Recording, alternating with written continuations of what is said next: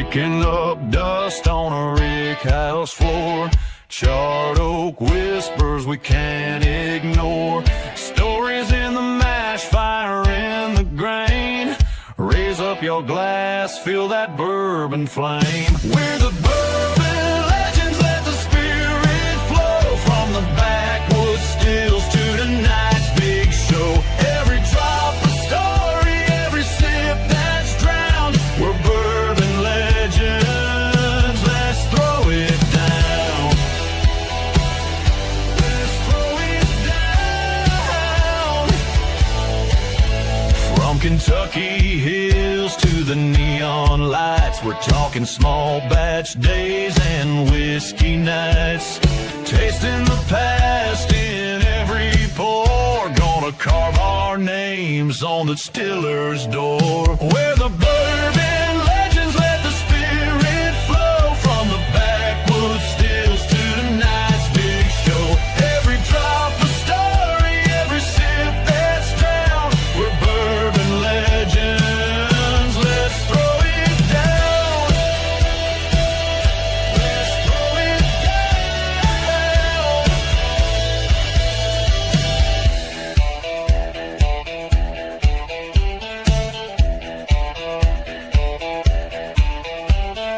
Raise 'em high, feel the fire. Clinking glasses, lifting higher. One more toast to the ones before and the legends we're making forevermore. We're the bourbon legends, let the spirit flow. From the rick house walls to your front row. Every drop a story, every sip a crown. We're bourbon legends, come gather round.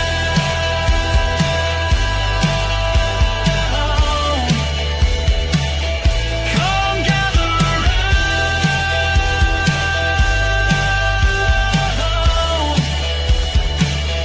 Come gather round.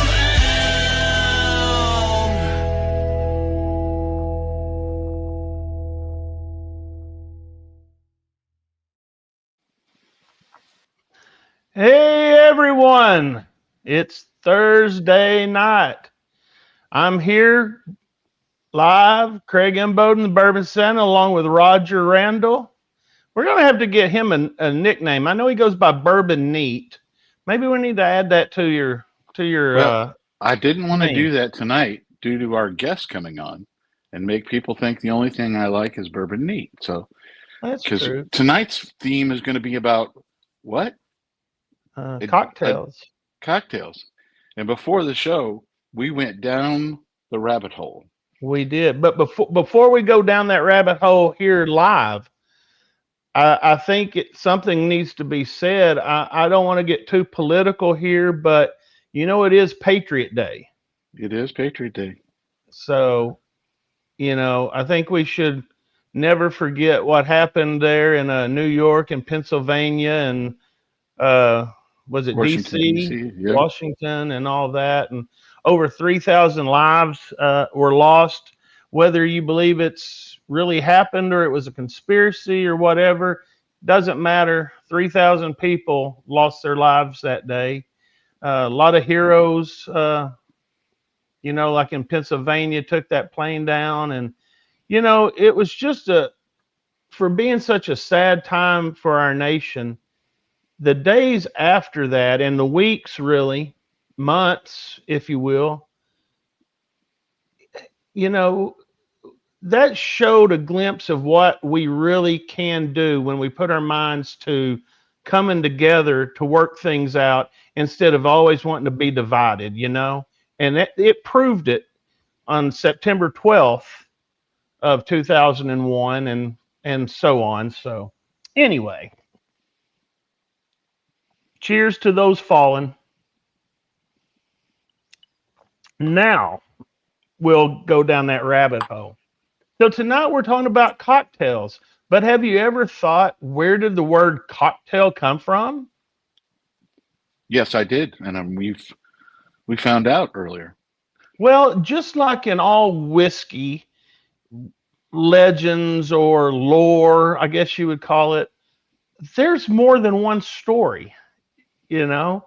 Go And figure. so I guess you're going to have to figure out on your own which one you like the best and go with it.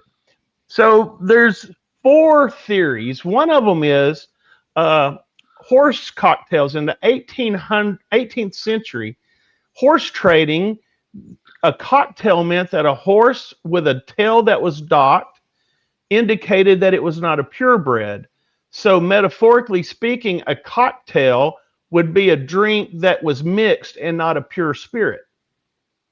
Now, some say that in New Orleans in the late 1700s, pharmacist Antoine Picard, you know, those bitters that you use in cocktails, he served brandy drinks in French egg cups called coquette, which was French.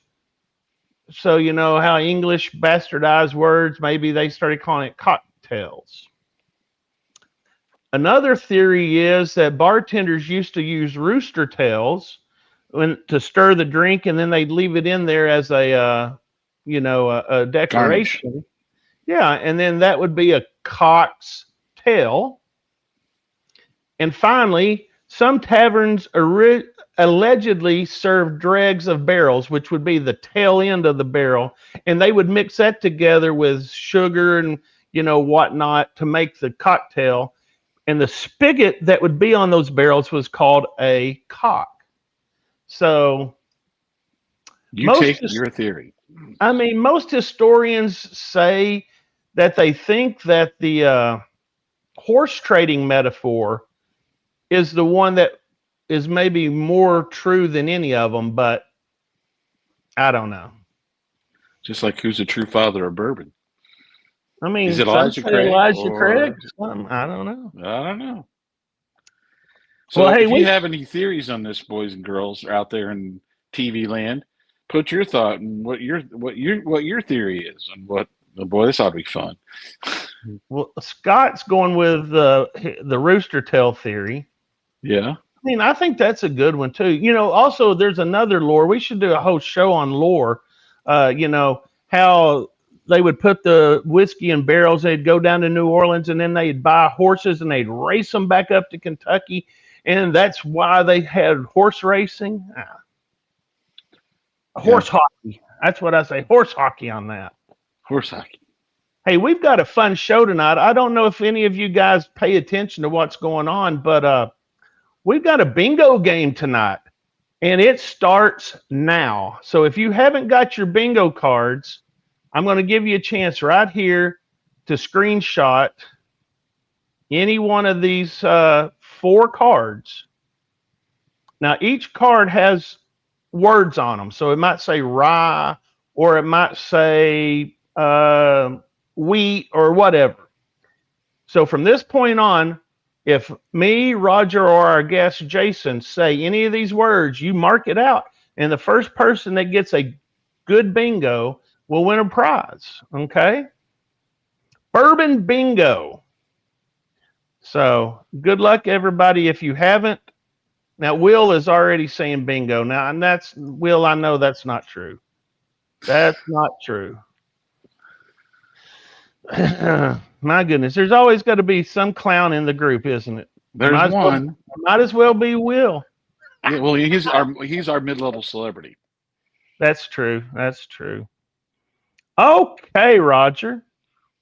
Let's jump into something that's near and dear to my heart. Are you ready? Does everybody have their banner? Can I remove this banner now? All right. Something near and dear to my heart. The release of the King of Kentucky 17 year. I can't wait for the Sunday that you buy this. I'm going to tell you what. If I can find this for MSRP, I will be buying another one. Otherwise, it may take a whole day of day drinking before I buy another one at the cost that I bought the last one. But, Kings of Kentucky are hard to come by, especially for MSRP, especially when you don't live in Kentucky. Yeah. Non-chill filtered, single barrel, MSRP of $3.50 and above, just like every other big bottle out there anymore. It's $250 to $350.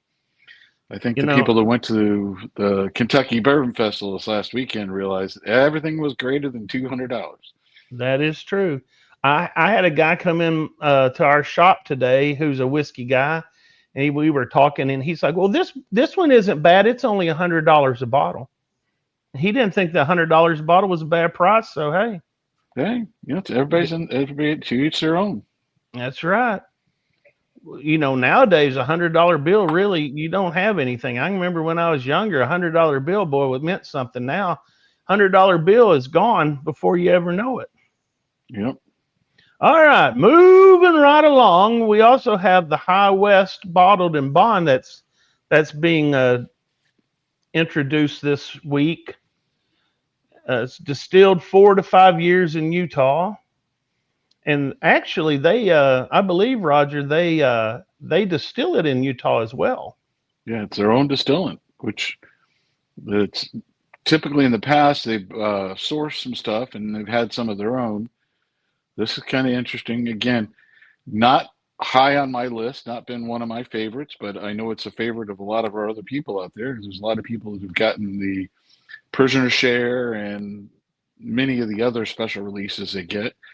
It's just not been on my list, but I know that Chill Will Rocco, our co-host, he he likes a few of the different ones of the High West, so we might have to give it a try.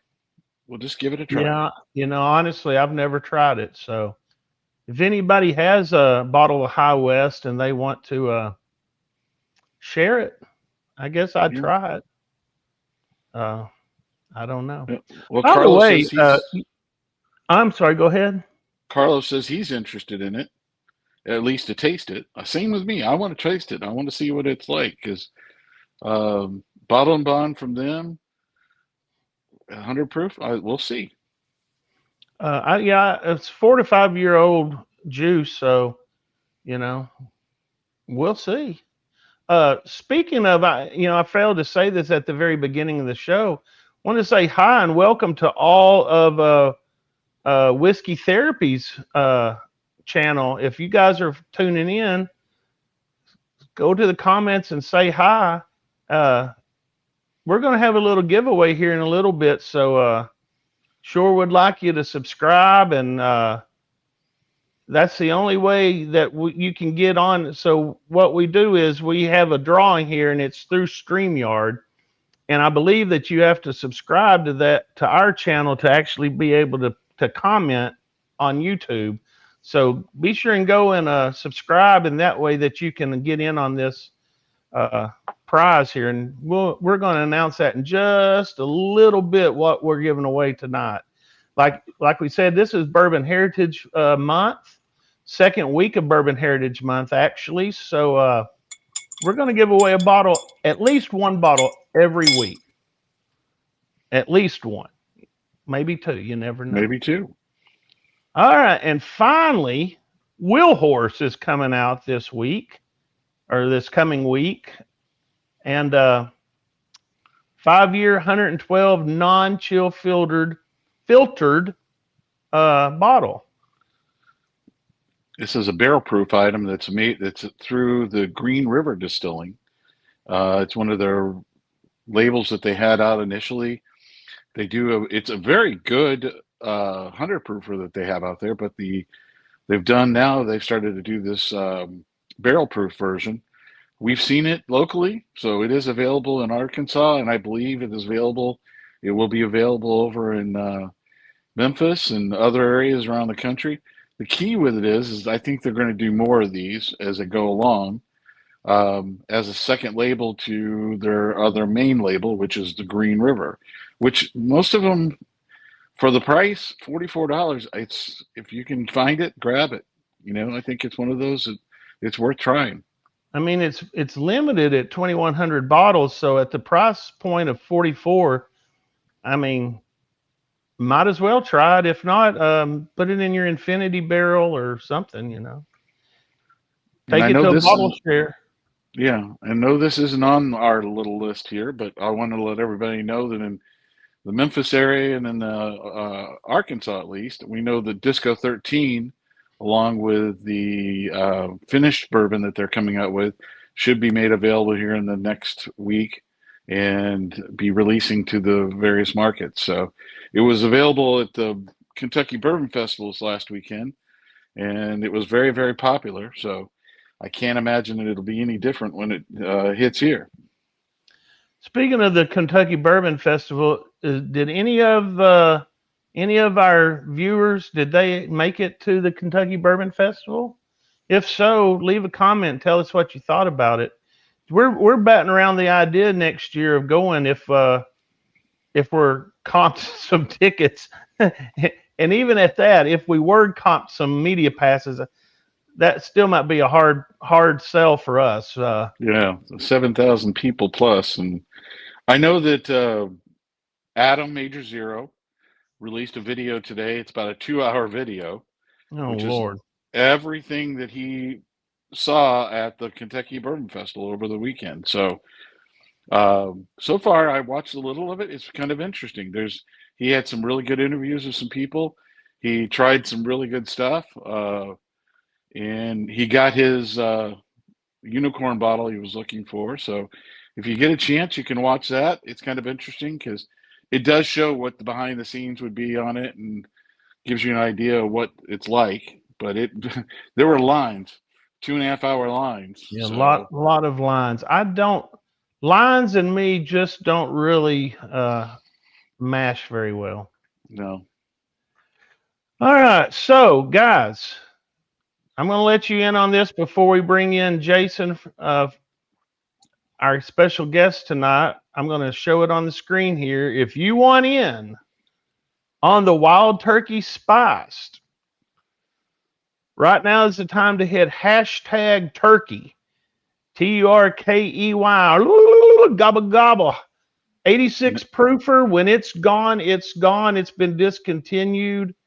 This is, as my friend Mike Brock says, it's cake batter in a bottle. It is like vanilla cake batter. When you scoop that last little bit out and lick that bowl clean, my God, this is good stuff. And I think it would be excellent in a cocktail.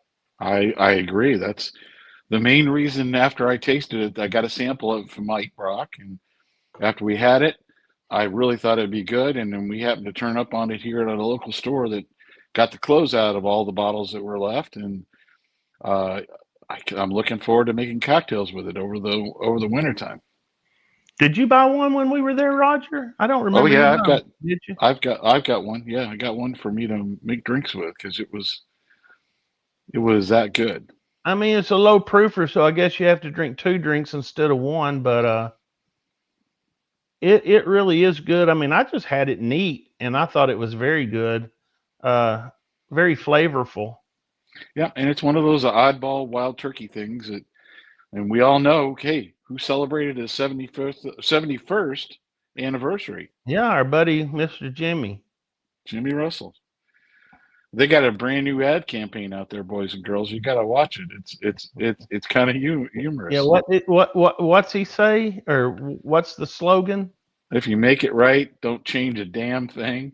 Don't change a damn thing. Carlos wants me to sound like a turkey again. I don't know if that's what a turkey sounds like or not, but it's what. Well, we got some turkey hunters out there. I'm pretty sure Will hunts up turkey, so he might have a better turkey call than that. But, that's a dying turkey right there. Yeah. Anywho, hey, let's bring Jason in. Are you ready? Yeah, oh, hold on. I don't want to do that. That's gonna draw the. No, we don't want to draw. Here, we're gonna bring Jay. I don't know why the turkey keeps coming up. Get off of there, turkey. Good Lord help. What's going on? Jason from Whiskey Therapy. Good afternoon, or evening rather. My bourbon brothers, how we doing? Good, we're good. How are you? Wow, look at Roger with the fanciness. I got fireworks. I make him happy every time he sees Roger fireworks. has fireworks. If it's your birthday, he can make balloons come out. He's got all kinds of things. Step up my game here. Y'all are high end. Well, look at those balloons. My goodness. So You what gotta are have we fun with what are we this. drinking tonight, guys? I mean, hey, let's just cut to the chase. So Jason, before the show, sent us a recipe for us to complete for a Manhattan, I believe. That's what we all should have initially to start off with. And uh, I have finished blending mine, and I just added the ice cube to it with my All right, so I got mine. my two Spanish cherries that I. Well, if you want me to throw up the little promo I put for it, so everybody. Yeah, we can do Yeah. that. Yeah, let's do that. All right, here we go.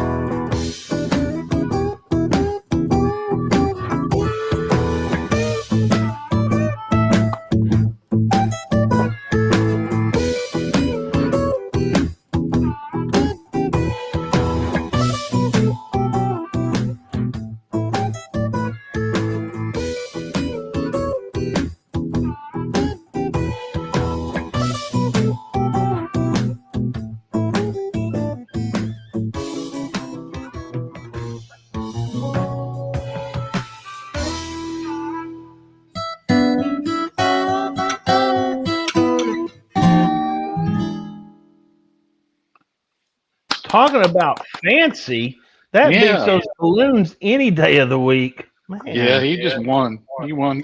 He just went Yeah. there and dropped the Yeah. mic. Nice balloons, though. Yeah.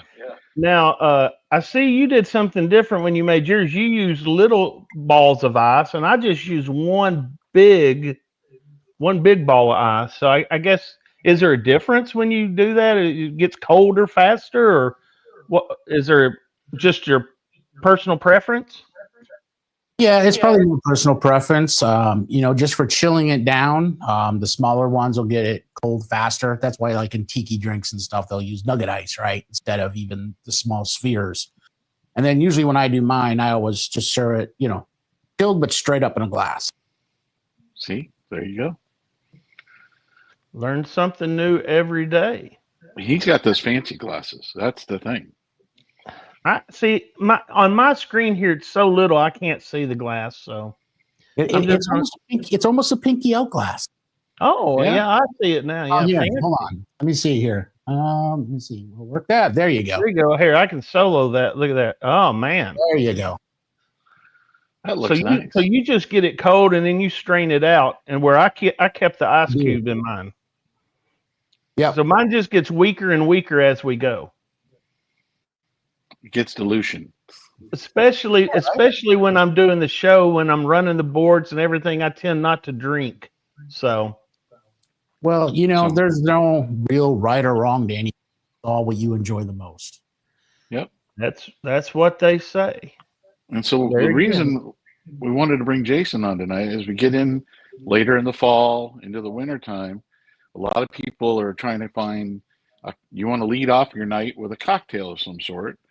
And typically the bourbon people are going to focus on the bourbon related cocktails and have those as something to try. And so we wanted to offer some ideas, but then also make sure that you follow Jason and his show on YouTube, because he has got a ton of recipes out there, guys. I'm telling you, he's got them all, and he walks you through each piece to it, shows the individual pieces. I like it because I could bring up the video and do it while I was making the drink, and I can stop it and go back and make sure I have the right proportions and everything like that. But I bet some of our mods can put that link out there. Yeah, Chill Will already beat me to it. Good job, Yeah. Will. He's Hey, on. I'm telling you, he's the third leg in the table there. and if Jason looks familiar, because our previous guest, Carlos, and him sometimes do lives together, and they are very interesting, very informative. And I believe as they move forward, they're going to be advancing that collusion. Collusion, is that a good word? Or partnership? Partnership.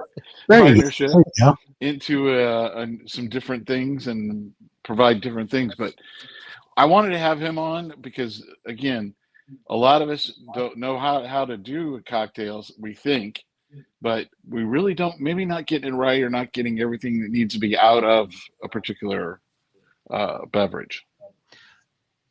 Jason, I have a question. How is and this is actually a question that I didn't have for you, but it just popped in my head. Uh, how important is it when you're making cocktails to actually follow a recipe? Is it like baking where you really need to follow a recipe, or is it more like cooking where you just a little bit of this and a pinch of that? What's your opinion on that? I mean, I'd say it's probably more like cooking. If you're a little bit off here and there, or if you sub something out, I don't think it's necessarily the end of the world. I mean, if you're trying to, match a famous cocktail or, an old pre-prohibition cocktail or something like that. I mean, people go crazy, just like we bourbon hunt, right?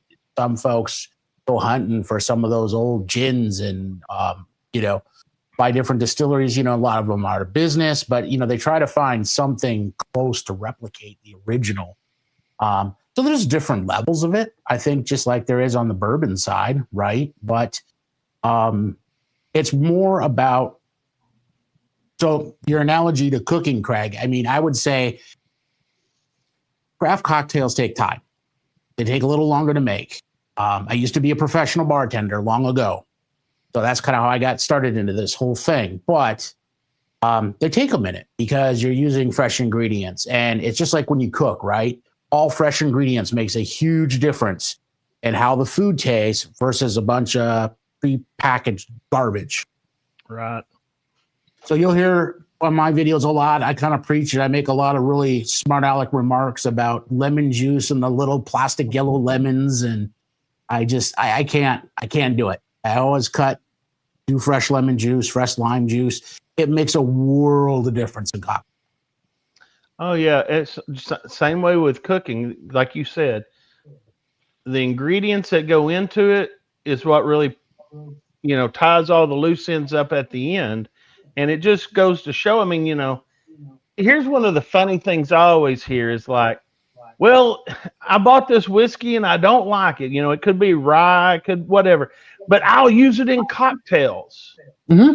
So, I mean, we're just going to cover up the nasty flavor that you don't like with sugar and bitters, I guess, But it works. Carlos and I actually did a whole live on it. Like, what do you do with train pour whiskey? And he brought, between the two of us, we had some of the worst whiskey we've ever tasted. And we tried to make cocktails out of them and see if they were at least palatable, right? And some of them were pretty successful, actually. They weren't bad cocktails, but would never drink the whiskey just neat, No. Mm-mm. Right. But, I mean, do you not agree that a good whiskey is going to make a better whiskey will make a better cocktail? So, yes. But, when you get into your higher end whiskey, those, my opinion, right? Those are just nice, neat sipping whiskey. You really want to enjoy those for what they are. You don't want to, bring a bunch of other flavors into it. So, if you're using like a rail whiskey versus, a $20, $30 bottle of whiskey in a cocktail, yeah, absolutely makes a difference. You start using, Stag or GTS in a cocktail, I got to question your sanity. You know what I mean? Absolutely. I'm going to make a Stag old fashioned. I promise you some one day. I have actually done it. It's fantastic, but it's an expensive damn old fashioned. Yeah. But true. You only live once. Although not what they charge you at the bar. So there you go. You do have that going for you. Yeah. And that's the key with it. I think a lot of us, especially in our group, there's a lot of people, we enjoy a lot of our distilleries, not just for the bourbon they produce, but also for the bars that they have at their distilleries now. Yeah. One of them is Old Dominic in downtown Memphis, and we've got Rocktown over here in Little Rock again, a place that you might not always like their bourbon or everything, but their bartenders and their bar and the way they mix their drinks are phenomenal. And I think everybody in this group has had a cocktail. They'll put on the drop in the comment what your favorite cocktail is at Old Dominic. I mean, there's things that they've tried there that I don't think people would try normally because it was done right and it was very, very. It was a unique presentation of the alcohol. That's the best way to put it. I think that's key because usually the bars and the distilleries they have legit bartenders, right? And they're doing full on craft cocktails, custom ingredients. Like I make all my own syrups, everything, all my own mixers. I kind of do everything from scratch, and it's kind of the same with those places. They really make a name for themselves and doing quality ingredients and craft stuff. And I think a lot of folks get turned off to cocktails. Honestly, Carlos and I have had this conversation because he's not a cocktail guy. He doesn't really care for cocktails. But I've made some for him that he's really enjoyed. And I think it comes down to the fact that people go to cheap bars, or I hate to say it, but cruise ships, and those cocktails are so sweet and so loaded with sugar and so loaded with preservatives. They just don't taste good. And people think, well, that's representative. A Manhattan, for example, right? You have to use a quality rye for it to taste good. And the vermouth will change it a lot on how it'll taste, which type of vermouth you use. But that said, you got these quality ingredients. And I think people get turned off sometimes to cocktails because they've had cheap cocktails at a bad place that didn't care how it was made. And that's representative for them. Oh, that's what a Manhattan tastes like. No, not a real one. Might be able to call what you had a Manhattan, but probably not. Yeah, and I find myself getting more and more. I'll be honest. If I go to a restaurant and I want to order a cocktail, I'm going to make sure it's a good restaurant and they know how to do it and make a good cocktail. Yeah. Otherwise, just give me water, give me a glass of tea, and I'm okay. Because I'd rather not. I'd rather not have to deal with it if it's going to be crap. And the same goes with a good pour at a bar. If they don't have a good back rail of good bourbons there that I can try, and we're fortunate, we've got some really good restaurants around that have some great pours. But then there's also some places that, they're using Jim Beam and they have ice they hit the ice machine and chunks of ice go in, and he throws them some crazy cherry that he's pulled out of a bag. It's like, it's not that. That's not a cocktail to me. That's just someone's version of a drink. Well, speaking of cocktails, Jason, do you ever remember what the first cocktail was that you created on your own? And did you think like, wow, this is really something special? Or so I did some way back when I was a bartender, and I don't even probably remember the recipes anymore. As of late, I did a Halloween special last year, and I came up with a cocktail called Gargoyle's Blood that uses Von Payne, which is local here to Florida. That's a black currant whiskey. It's a pretty cool cocktail. I didn't hear anything, unfortunately, but I did just enter the Still Austin cocktail competition that they had. But I haven't seen them post anything, so I'm not sure what's going on there. But I actually did a spicy bourbon Paloma, and it doesn't even sound like any of that should go together. But it came out pretty good. Actually, Carlos was over one night and tried it. A couple other folks in our whiskey club here tried it, and they're like, dang, you know what? This is all right. So I called it what did I call it? A spicy Longhorn is what I called it. I like it. I like the idea because I like Palomas. And again, it's a different type of drink, but if it's done right, it's very, very, very good. Yeah. How about you, Craig? Do you ever have cocktails very often, or are you more of just a straight whiskey guy? I'm really more of a straight whiskey guy. I'm a diabetic, so the sugar's not that good for me, and so I try not to drink too many of them. Right. The wife, on the other hand, likes old fashions. She likes Manhattans. She had a Manhattan at I believe it was Willet, and she's like, it's the best Manhattan she's ever had. Yeah. So, yeah, all the stuff that usually I make for her, I buy the ingredients for her and let her whip something up. But yeah, I just, on Wednesday nights on our Discord channel, a lot of times we have theme nights, and we will have a cocktail night. It's just, the sugar. I mainly do it for health reasons. I just try not to that much sugar, Yeah. And you can scale some of that back a little bit. Well, I think the simple syrups and something like that can be done in a little bit less moderation, and you're getting more of the flavors from the bitters and from the bourbon and the those type things. And again, that's what I try to do. I try to do about half the simple syrup that they have on there, because I find it gets too sweet. It's not, you're not tasting like you say, the rye or the bourbon that you put into it. Right. So one thing that you can do along those lines, and for what it's worth, Craig, I have type 2 as well. So I can relate.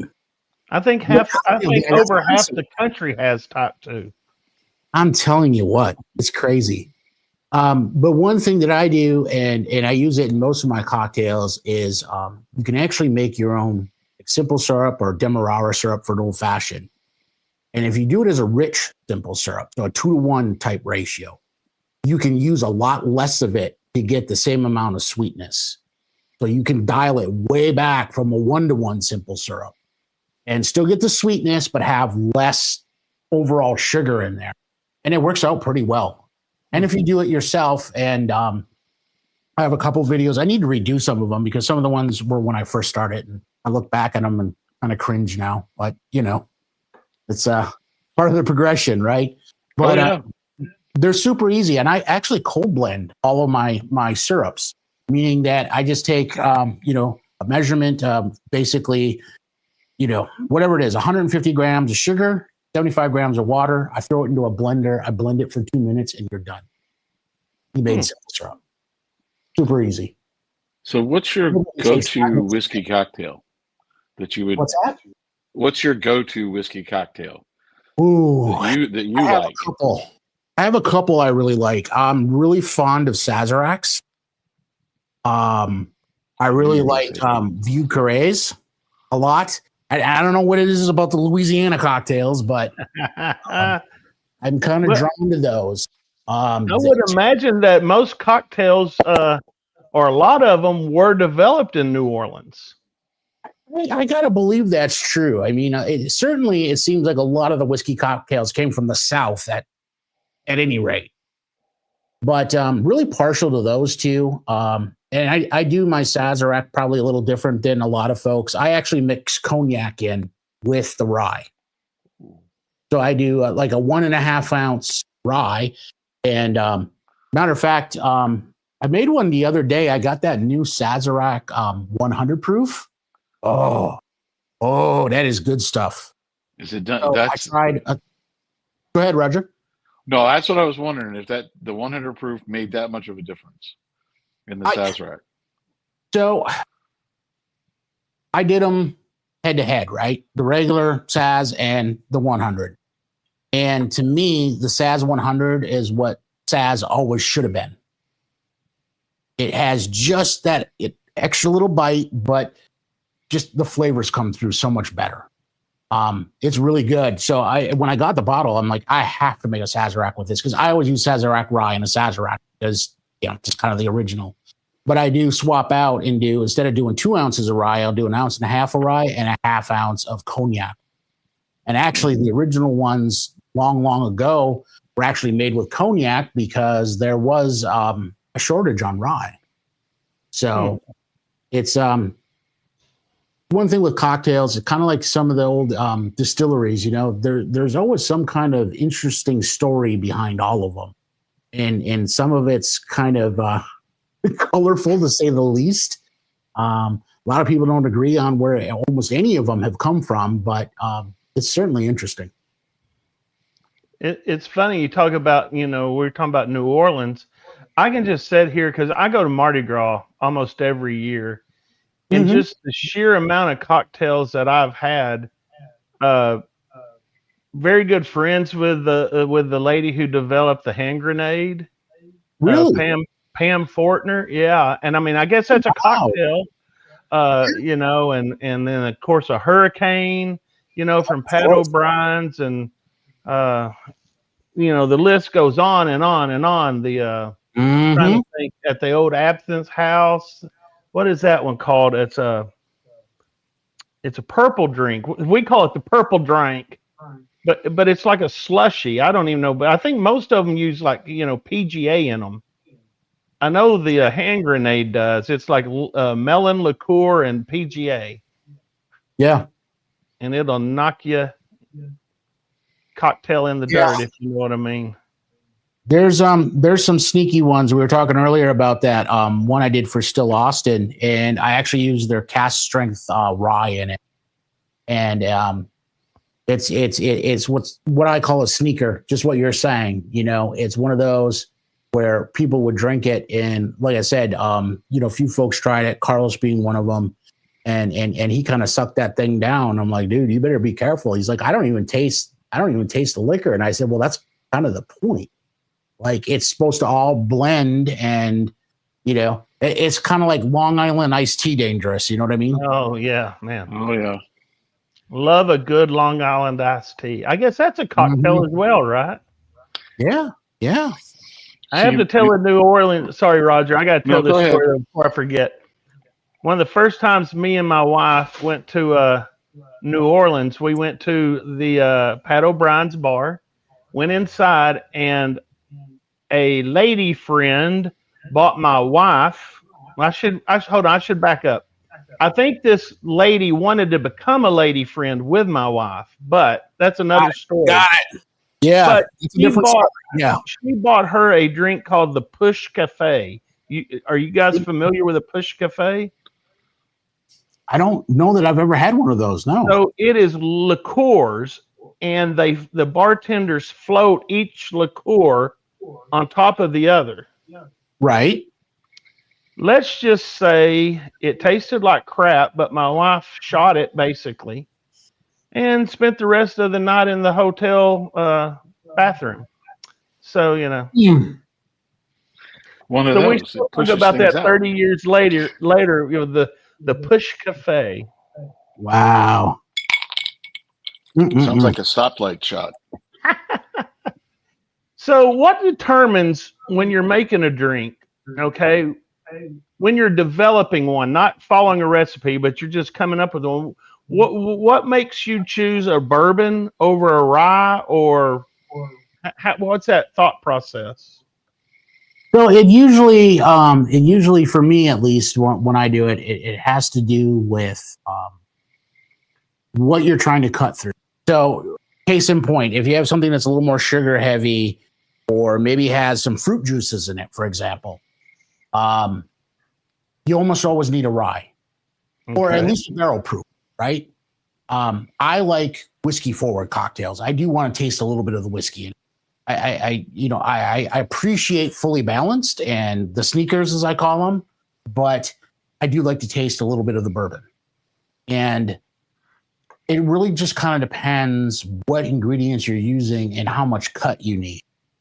Certainly, like Texas whiskeys, for example, right? Because they have a very, very distinct flavor, and they will tend to cut through other flavors a little bit better than, say, like a Kentucky bourbon. Or even a Tennessee whiskey, because you get that bit of that charcoal flavor, right?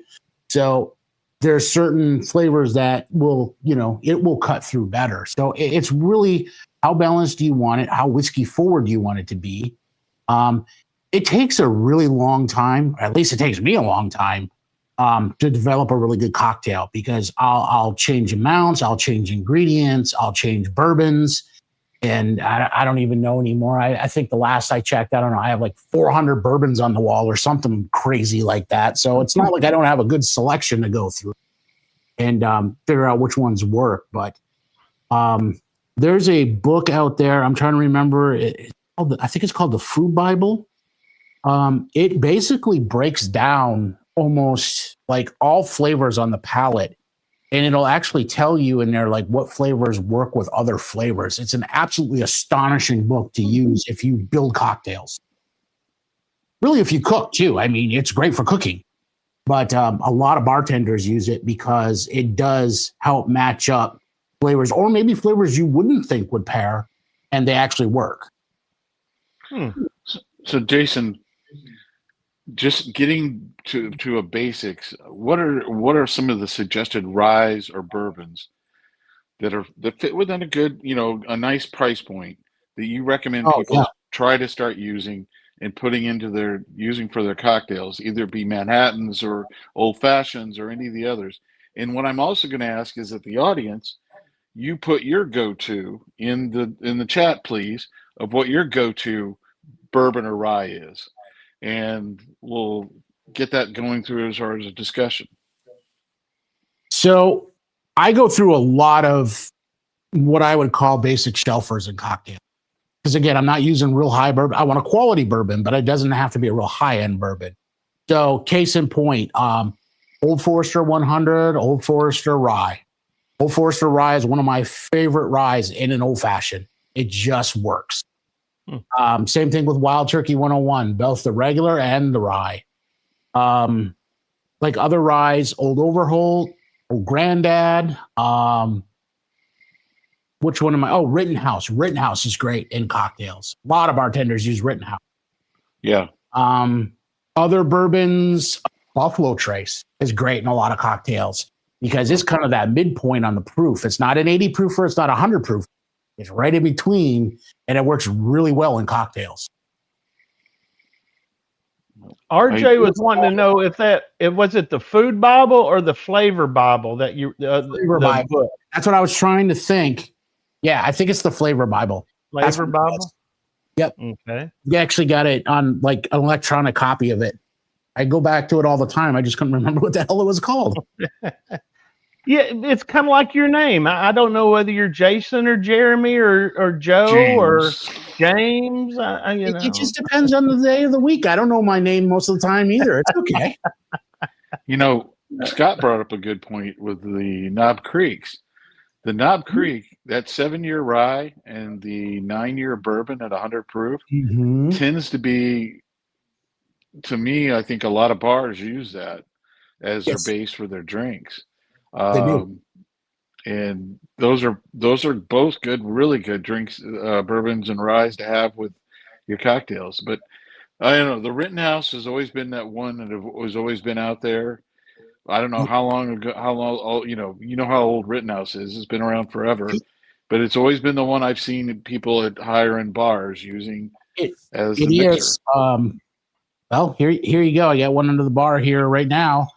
That's what I used in my Manhattan, as a matter of fact, was a Rittenhouse. Yep. And this one's almost dead. And I just picked up a store pick Rittenhouse. So I'm curious to see how that one's going to taste. But I like Rittenhouse.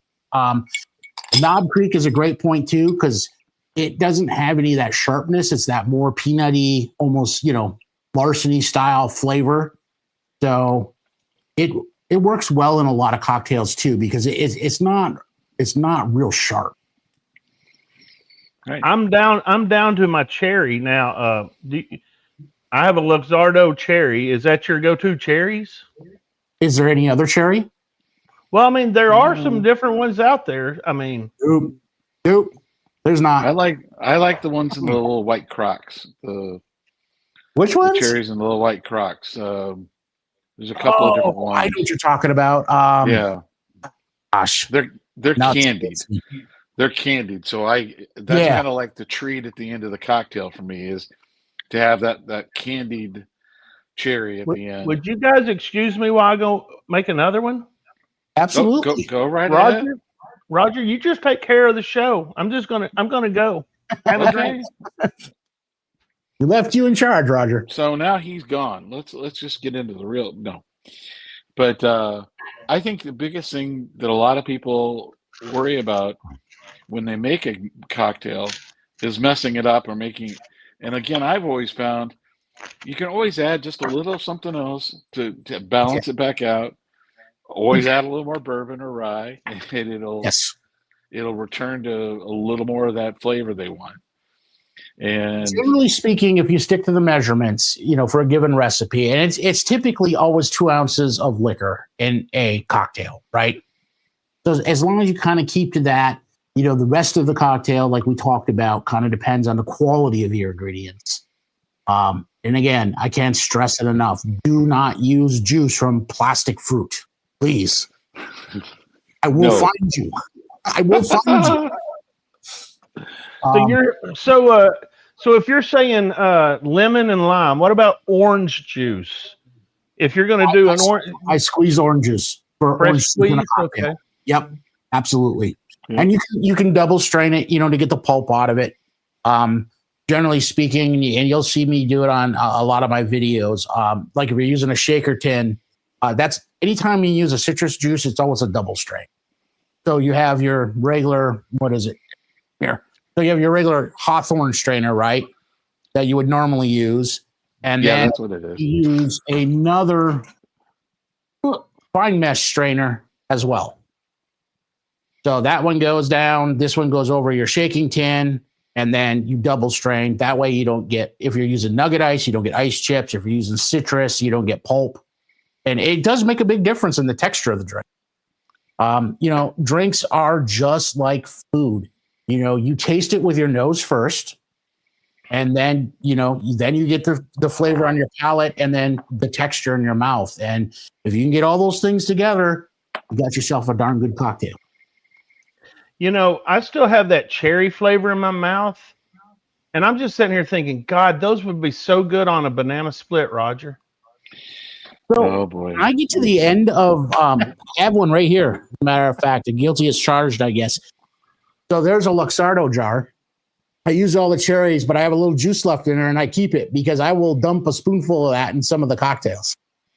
Oh yeah. Oh, yeah. I definitely never not use all the juice. There's no doubt. Yeah, we might have. Well, I don't know if he's on here. I don't know if he is. We probably got him heading toward the local ice cream shop to get himself a banana split. We have a banana split lover in the group. Oh my gosh. Talking about the dickle pickle. Hey, what do you think about using pickle juice in cocktails? Yay or nay? Is that kind of like pineapple on a pizza? No, there's certain ones that works, and I'm trying to remember what's the one. Is it called a pickleback? There's literally a cocktail that's made where it has like pickle juice on the side, as like a shooter. Huh. I want to say it's called a pickleback. Somebody watching probably knows. One of our viewers probably know what it's called. I think it's called a pickleback. I actually like pickles in between drinks to cleanse your palate. It does a good job, really.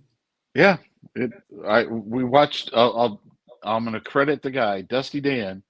We were doing a big, huge cocktail thing, a drink thing one night, and he started eating pickles in between the rounds, and he was able to taste and nail the bourbons better than anybody else because he was eating those damn pickles, and it was like. I wouldn't have thought it worked, but it does. I guess it's the acid and the base or whatever the different things in interaction in your mouth. And the same thing goes with a cocktail. When you make a cocktail, it has that interaction depending on what flavors you add to it. And adding the right, like you say, juices, if you hand strain your orange juice, it's always better. It always tastes 10 times better. Marty says, is it a Jack with a pickleback? Yeah. I mean, it definitely can be Jack with it. I think there's a cocktail besides whiskey neat too. I think it started with a whiskey neat and a pickle juice shooter on the side, but yeah, green olives. Yeah, absolutely. Green olives. Yeah, I guess that's the number one fruit. I guess an olive is a fruit.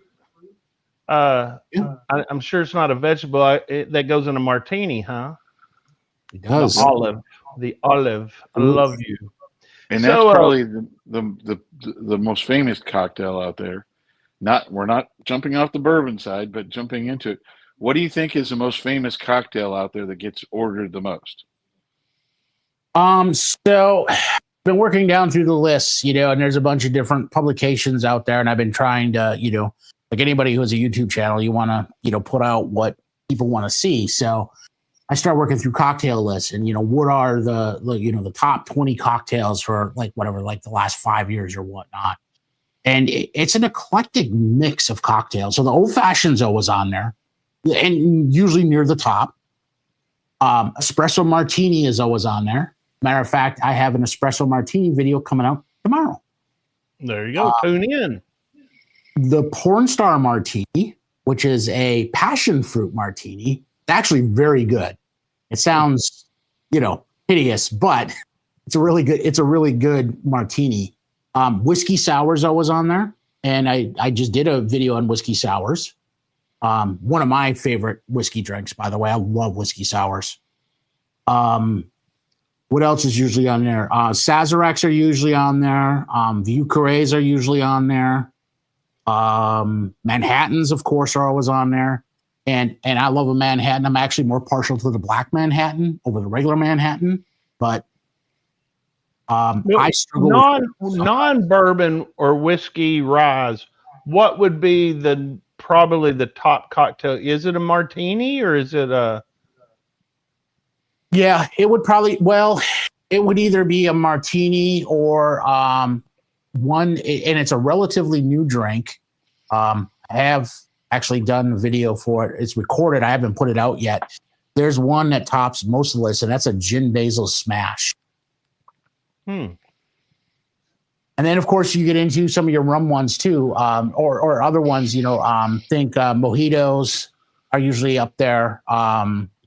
Mint juleps are usually up there. Camparinos. Especially in Kentucky, right? Yeah. Was it Caparino, or is that how you say it? Yeah, I think so. Yeah, Caparinos, the one that's done in Miami and in the South and in Florida. Very popular down there. Well, I guess a margarita probably would be the most popular, would it not?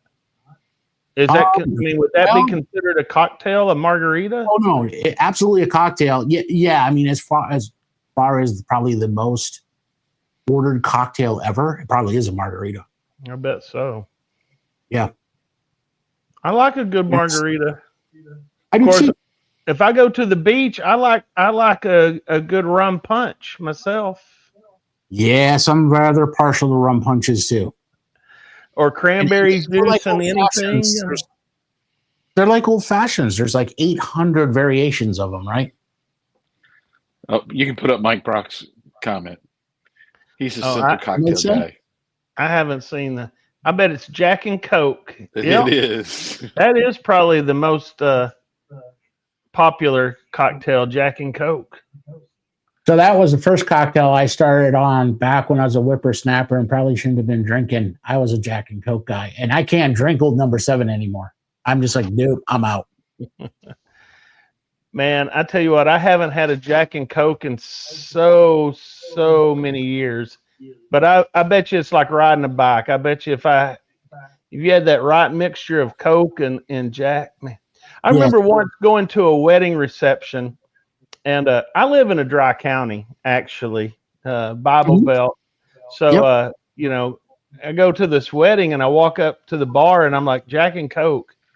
And the lady looks at me, and she says, is Pepsi okay? And I'm like, just give me just Jack, just plain old Jack. I couldn't even imagine mixing a Coke, a Jack with a Pepsi. Just didn't have that appeal. No, it'd just be too sweet, I think. I agree with you. I used to live down in your neck of the woods. I was in St. Louis for about 17 years, and I used to actually do a bunch of work with manufacturing plants. I spent a lot of time down in Harrison, Arkansas. Oh yeah. So I'm real familiar with the dry counties and the Bible Belt down there. It is so crazy. If you look at a map, and I've said this before, Arkansas, Mississippi, Kentucky.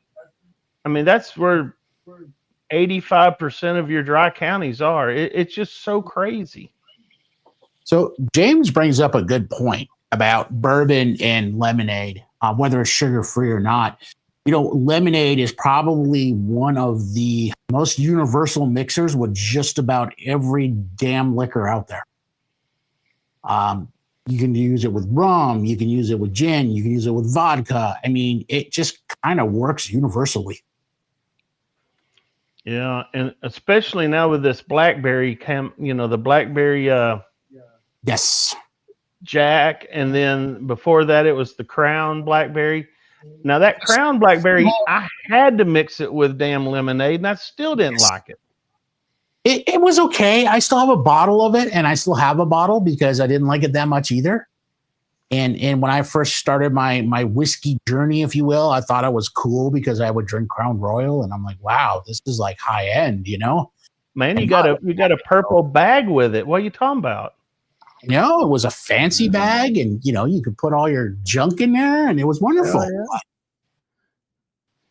Now James says he I'm likes gonna- to mix the blackberry with I'm going to tell you or something apple right now. with lemonade. Oh, sure. Yeah. Yeah, and he uses a sugar-free lemonade Yeah. I do because, too. again, another diabetic situation. What was Yeah, the other thing that? Oh, Doc, how you doing, brother? Go ahead. Roger's Doc's having a online. senior moment over there. Having a senior moment. I had a thought process going, and I see Doc, and I get a little flustered. You know. Well, you want me to But, step in for you there, No, Roger? I was going to tell you the one they'll tell you not to buy is Crown just did a chocolate. Don't. Oh, Have you tried Just it? don't. no. Yes, no, I had a sip of it. no. I had a sip of it, and Can't I do it. didn't like it. No, it tasted like the worst chocolate you'd ever had, and it was just didn't. I It thought you didn't were make going to say it. I thought you were going to say it tasted like a Yoo-hoo, and then me and you were going to have some fighting No, words there no, if you didn't no. like a Yoo-hoo. Oh, I love Yoo-hoo. Oh man, There's a thing we that need is to make a Yoo-hoo a is cocktail with Yoo-hoo. a diabetic's nightmare. Because I swear to God, when I get a Yoo-hoo, like 6 seconds and it's gone. It's like I don't even taste it. It's just like gone. There's a new cocktail for you, idea, Jason. A Yeah, Yoo-hoo can you cocktail. come up with a Yoo-hoo cocktail? Oh Lord. We actually had there's a guy in our club who I don't think he actually likes it. I think he just likes to torment all of us. But he's a big Malort fan. Oh. Yeah, no, and I mean most people use that as a punishment pour, right? So God bless him.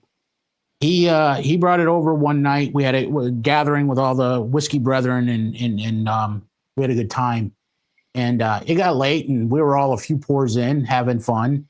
And he breaks out the dang Malort, and he's like, "No, you got to have some." So I had some, and I made the most god awful face you probably ever seen. It was horrible. And he goes, "You know, it'd be funny if you made a cocktail out of it." I said, "You know what? We're gonna make a Malort old fashioned. I'll even smoke it." And we did, and it was better, but it was not good. It was still not good. It was still not good. I think Malort is the only company that sells so much product because it's so bad. So here's a little tip for everybody: if you use big craft ice, so like big ice, Yeah, like an old fashioned, put it in your glass when you make your drink, because what it does is it'll actually temper the ice, and then when you pour your liquor in, your ice won't crack. that makes sense. That's a good tip. Hey, Jason, if you could make a cocktail, this is one of those fun questions. For any celebrity, dead or alive, who would it be, and what would you serve them? Ooh. Celebrity now.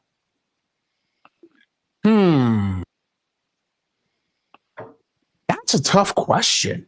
Hey, these fun questions are always seem to be tough. Yeah. The cocktail would probably be an old fashioned. I love old fashioned. I'm an old fashioned junkie. I have, much like Doc, I probably have 50 different versions of an old fashioned. What do you want? And people laugh because they'll come over and, well, do you like more sweet? Do you like less sweet? Do you like more, this? And based on the bitters I have, I can change it up, or the rye or bourbon or whatever. And so it kind of leads to what we were talking earlier. But as far as a celebrity, living or dead? Yep. Living or dead? Growing up, I was, and I don't know that he would enjoy an old fashioned, but I was always really a big fan of Bruce Lee. I would love to have met him. I think made him a rice whiskey. Little Hibiki, a little Japanese whiskey. Yeah, maybe so. Well, I think we always got to come up with some oddball questions, off the wall things. Hey, I think the celebrity I'd like to sit down and have a drink or a cocktail with and sit in a bar was Frank Sinatra. That would be because it was his life from the beginning. When he was at a bar, that was where he was, and everybody knew him. And he'd sit in the back of the bar or a restaurant on that elevated platform with women around him, and they'd always have cocktails going all the time. And every celebrity in the place would have to stop at Frank's table, have a chat with him, have a cocktail. I think that would have been neat. Sitting with the Rat Pack guys, that'd have been a blast. Before we get to Russ's question, I would like to say, does any of you guys know who Harry Shearer is? From Spinal Tap? Familiar, he was in Spinal Tap. Oh, yes. I actually did get to sit down and have a drink with him in New Orleans. Did you really? Yeah. Didn't know who the hell he was at the time, but when we got through, I knew who he was. But yeah. That's crazy. It's pretty fun. Well, we found a new bourbon enthusiast here in the lovely city of Little Rock that we didn't know lived here. We're going to be bringing him into the group at some point. He's been in a bunch of famous movies. Fast Times at Ridgemont High and things like that. But that's for another episode. Okay. A drum hole there. Well, we have his number anyway. I don't know if he would appreciate us calling it or not. Russ wants to know, is there any pre-mixed cocktail mixes like the new Penelopes? Do you recommend any of those? So, kind of a loaded question. I'll stand by. I still think that Scratch Made is better, but I understand that that's not for everybody, and some people don't want to go through the hassle. So, what's the alternative?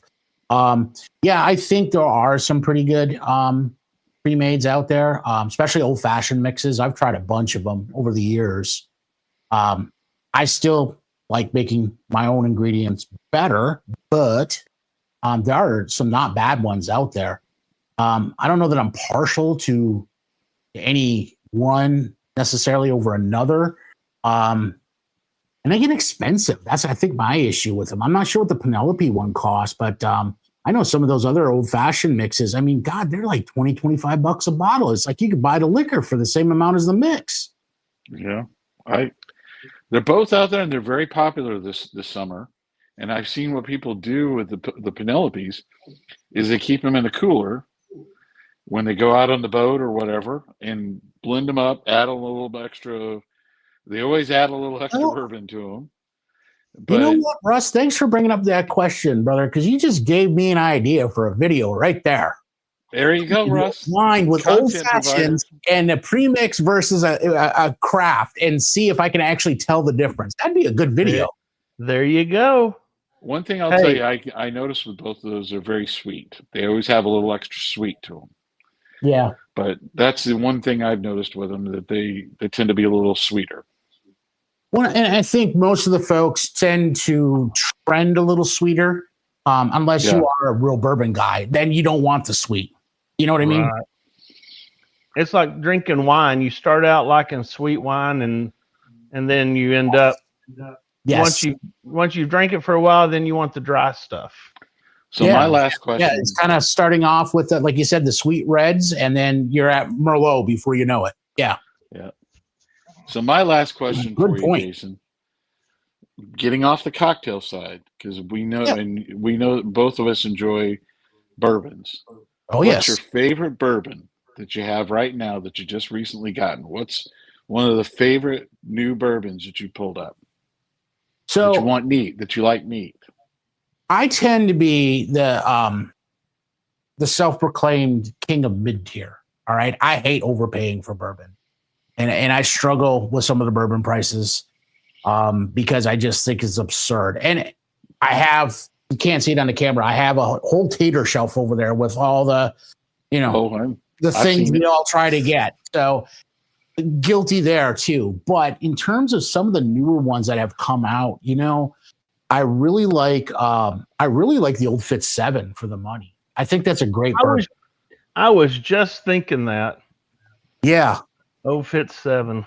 Speaking of that, I really like that one a lot.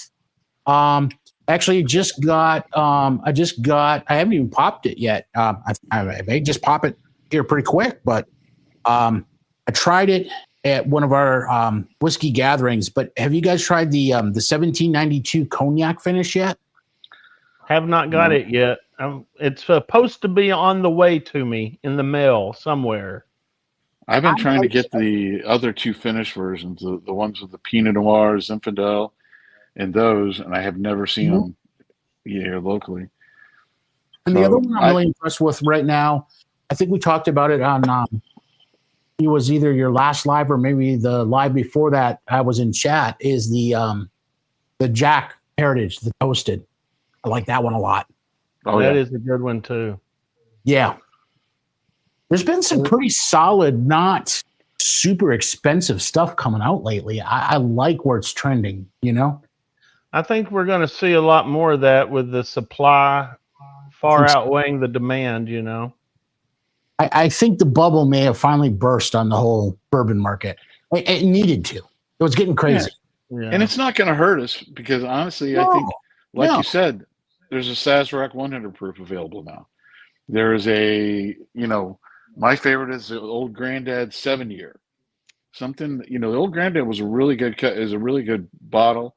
It was good with cocktails, but the 7-year bottle and bond, makes just something a little different. So I tried that one. Carlos actually had gotten a bottle. He brought it over. I think we did it on a live. I really liked it. And I didn't know at the time. I saw it on the shelf. I'm like, whatever. I always drink 114, right? And I didn't give it too much, never mind. And then after I tried it, I'm like, well, dang it, now I need a bottle of that. And then, of course, you can't find it once you realize it's a bottle you need, right? So he did find one for me. God bless him. But you're right. I do like that. I like the Old Granddad 7 too. I think that's a good. I don't know. There's something about the 7-year bourbons. They're kind of that sweet spot, right? You get enough age, you get enough of that barrel note, but you're not paying $150 for it. Right. Have you had the 12-year Eagle Rare? No. So I have the 10 years. I have multiple bottles of that. I have not even gotten to try the 12 years. I haven't either.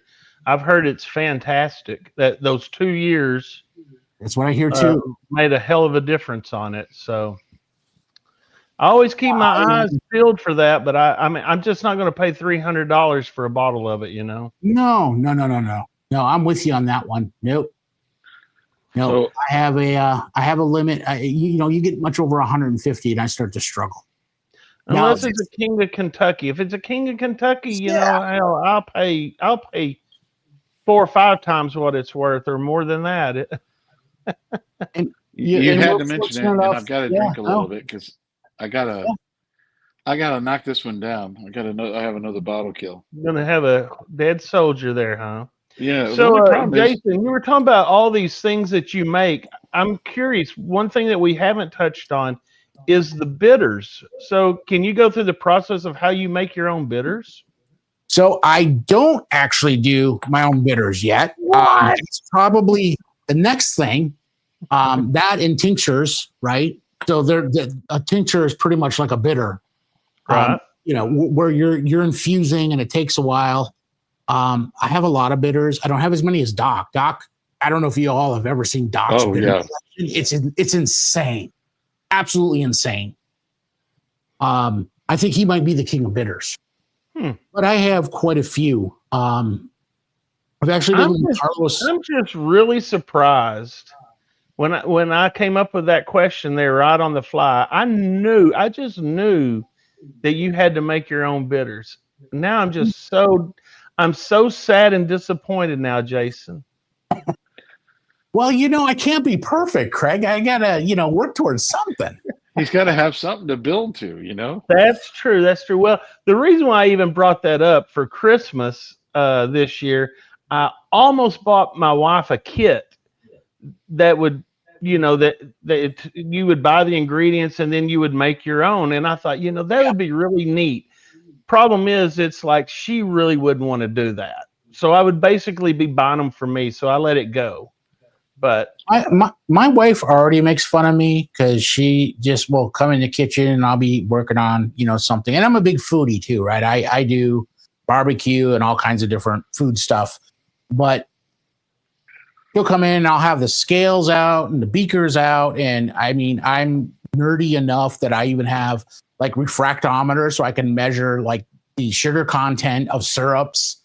sure. I know how many bricks a syrup is to make sure I'm making it the way I want it to be. I'm that nerdy guy. And she'll always be like, what the hell experiment are you making now? And how much of a mess are you going to make? It's Do you clean up after yourself, or you just throw it all in the sink and let her do that? No. I clean up. But Well, he was a bartender in the past. That's all part of the game. When you're a bartender, is the setup and clean out. True. I've gotten into super juices. And again, I'm going to go way out on a branch here. Nobody would know what the hell I'm talking about, but there's super juices where you can actually, it's like a supercharged citrus juice that keeps for longer than a regular. So normally if you juice lemon or lime, it only keeps for a couple days. A super juice will keep for like a couple of weeks.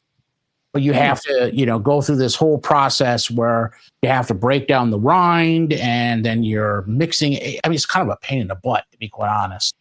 And it gets a little bit of an artificial taste because you're adding citric acid and malic acid and you get into all this weird stuff. But I really enjoy tea cocktails a lot. And there's another channel that does really, really great work. Make and Drink, Derek over at Make and Drink. He's kind of just a tiki guy. That's it. And in tiki, you really get into some stuff because now you're acid adjusting fruit juices and you're making, well, for example, that Paloma I was talking to you guys about earlier, bourbon Paloma I did, the spicy Longhorn. I actually acid adjusted the grapefruit juice that's in it, because I wanted it to have more of the acidity of lemon because lemon goes best with bourbon. Time out. We've got to get Jason and Joe Yamasuki together. Oh yeah. We've got a member in our group. He helps build our Discord page, and he did I guess you would call it a tasting, not really a blind, because it was a blind and a tasting. But he had like, what was it, Roger? 10 or 12 different samples, and each one he had corresponded to a different course of the meal of a French meal. And he would French or Spanish meal. He would take one bourbon and he would boil it and then add something to. I mean, this is like a mad scientist. I think you guys would hit it right off. No, toxic honey bourbon is what he's really wanting to do. I get it. I went through a whole round about a month ago where I did a bunch of fat wash bourbons. So I did a Wagyu fat wash bourbon, a bacon fat wash bourbon, a duck fat wash bourbon. Yeah. Yep, that was a popular thing at the old Dominic in Memphis. The duck fat old fashioned. Awesome. Can I do a shameless? You know who you are, and you know you loved it out there. So can I do a shameless plug for just a second? Absolutely. Plug away. I appreciate y'all. So if any of our lovely viewers haven't subscribed to my channel yet, please do. I am one sub away from 3,000. Oh, One come sub. on, boys and girls. We need it. I think Let's you're going go. to go way past 3,000. Come on, folks. On Labor Day night, Old Glory Distilling Company out of I was on that. Tennessee. Yeah, you saw what happened that night. I did. And Roger and I were just talking about that the other day. It was crazy what you guys pulled off on that. Does anybody? I don't know if Kenneth's on tonight, but could we get a call on Whiskey Therapy? Are we at 3,000 subscribers yet? Come on, we can do this, folks. Let's see. Oh, we are at maybe. Hold on. Drum roll. There you go. Already over 3,002. There you go. Boom. Good job, folks. Thank you, brothers. Appreciate you. Hey, thank you, and we really do appreciate you coming on tonight. We learned a lot. You know, we might be called the Bourbon Legends, but we're all about ryes and cocktails and everything else. So, anyway, And the key is this is all a community. We're all doing this, and we're all doing it for the fun of it. Take your chance, because I know that everybody's got a wife that doesn't necessarily like bourbon, that likes another cocktail. And Jason's got a lot of those out on his website and then on his YouTube page, and he goes into detail. And I tell you what, you can make your wife's day at night. But when she comes home, you have that cocktail ready for her. When she comes home, she's going to allow you to buy more bourbon. Just to say, it makes a world of difference. So we have a little whiskey club inside of the larger whiskey club, right? And it's under a different name, and it's something, you know, a couple of us started because, you know, it's all about the brotherhood and the camaraderie and just hanging out and BSing and trying good whiskey. And the one thing I really wanted to make sure to do was not leave out the. So we have most of the gatherings over here at my house, but everyone will come over. The boys obviously have more than enough whiskey. Everybody brings bottles. So we always have like crazy things to try. But the one thing I make sure to do is I make cocktails all night long for all of the spouses, and then they can have a good time. And then we all have a good time. It's a wonderful gathering. that's what it's all about. It is. It really is. We need more women into the bourbon and whiskey scene. You know, We do. It's a stretch because it's just, I don't know. I don't know what it is. It's just some of them do take to it, and some of them have one. Honestly, I think most of the women have better palates than we do. To be quite honest. oh hell yeah, there's no doubt. They really do. Bourbon is just Okay. one that seems like a lot of women struggle with. And to your point, Craig, I wish we could get more in, and maybe we will over time. Maybe it'll become more fashionable and the in thing. But No, I had my wife going for a while drinking bourbon neat with me, and then, you know, it's one of those trending things. Me and Roger, we get some of these news article publications that we read, and the health thing, you know, people are really on a health kick right now, and they're dropping alcohol all over, and a lot of them, you know, are going to like these THC drinks, you know, yeah. instead of, you know, alcohol, and they're going with that. So, you know, hey, more for us. That's what I say. There you go. There you go. So I'm going to remind everybody, if you want to be in tonight's drawing or raffle, you have to pop over to the Bourbon Legends and type in #turkey. And then And also do it now, because we're getting ready to draw that. We're getting ready to draw. that for that bottle. And the second thing I want to remind you is, hey, we only got, I think, 22 likes out here. We need some likes. Hit that like button on your way in and out. Get the likes up. We need those. We need to do that. It's part of the fun part of the game. And if you want, subscribe to our channel, like our content. We do these lives every Thursday. We're going to have a very, very good guest on possibly next week from someone we just recently helped out. Let's just leave it at that. So, Interesting. Jason, we appreciate you coming on. I know it's late over there in Florida, Oh no, it's all good. but we appreciate you. Everyone go to Whiskey Therapy and subscribe if you haven't already. Take a look at some of the videos. They're very interesting. And I just want to say, I mean, you guys are always so gracious to pump up everybody else, but anybody watching who hasn't subscribed to Bourbon Legends, why haven't you? There you go. They're awesome. And they could use some subs. They do a wonderful job pumping up everybody's subs. We need to give them some subs. So there you go. Who hasn't, hit it, like, subscribe, give them some love, guys. I could only imagine what we'll be like when we get 3,000 subs. We'll be over the moon. I think it's a fickle female, right? Oh. It was Roger and I were talking the other night. It wasn't that long ago, honestly, Craig, and Carlos will attest to it. I mean, maybe 6 months ago, I didn't even have 200. Wow.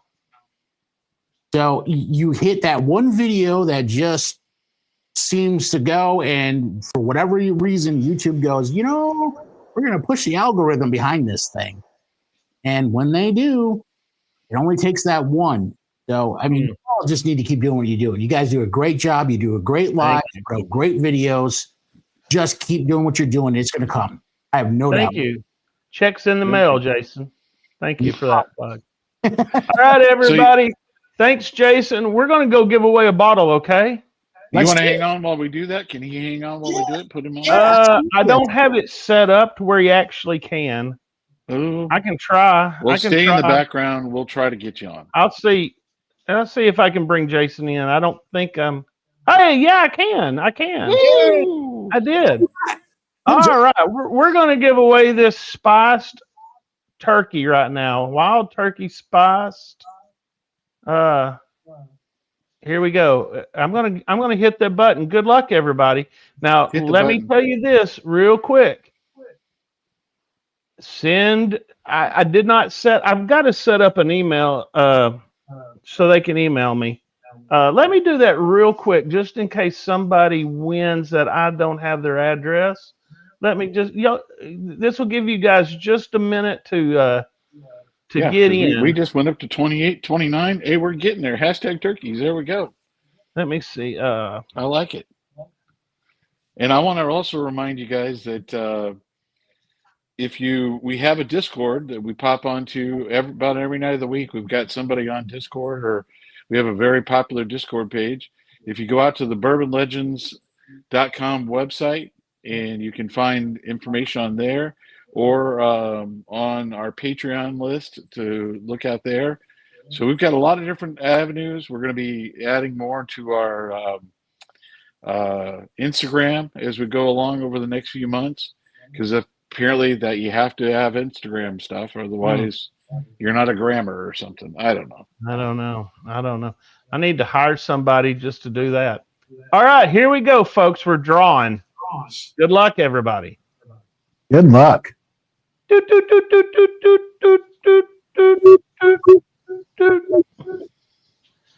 Jared Percy, you get the bottle. Good Spice job. turkey.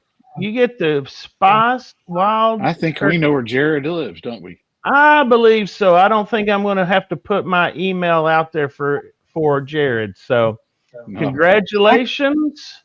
That warrants a special something. All right. Woo! Love it. Good show, guys. Good show. Hey, we're going to get off of here. Everybody, just remember Patriots Day, or Patriot Day. It's not an S. So go out and make this weekend a good weekend. Love your neighbor. Let's try to all get along. Let's end all this violence, man. Let's all have a drink, share a pour, and have a good time. Wonderful. Next week, I'd cheers you, but I'm out. Next week, same time, same bat channel. We're going to have a special guest from the state of Tennessee. We'll just say that. Nice. All right. So long, everybody. Thanks for watching. Cheers. Pour one more for the stories we've told of barrels and bottles and whiskey gold. From grain to glass, through fire and flame, every pour's got a legend's name. So raise them high until next time, for we are the legends. We